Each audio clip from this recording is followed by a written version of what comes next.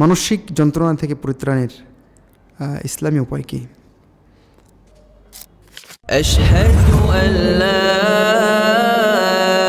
ইলাহা ইল্লাল্লাহ। দুশ্চিন্তার কি আছে?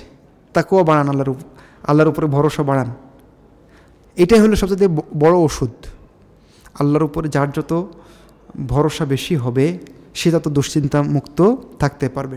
আবু বকর রাদিয়াল্লাহু আনহুর অনেক ভরসা ছিল আল্লাহর উপরে, তারপরও উনি ওই যে গারে হিরাতে যখন একটু দুশ্চিন্তাগ্রস্ত হয়ে গেছিলেন, যখন কাফেরদেরকে দেখেই ফেললেন, তখন আল্লাহ কী করলেন? সান্ত্বনা দিলেন, রাসূলুল্লাহ সাল্লাল্লাহু আলাইহি ওয়াসাল্লাম সান্ত্বনা দিলেন, লা তাহজান ইন্নাল্লাহা মা'ানা, তাই না?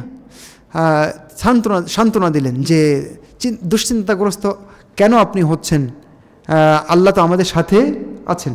তা আল্লাহকে আপনার সাথে মনে করবেন, তার উপরে তাওয়াক্কুল করবেন, আশা ভরসা নিবেদন আবেদন আকাঙ্ক্ষা সব কিছু তার কাছেই প্রকাশ করবেন, তার কাছে পেশ করবেন। দেখবেন যে দুশ্চিন্তা কমে যাবে। দোয়া করতে হবে বেশি বেশি করে।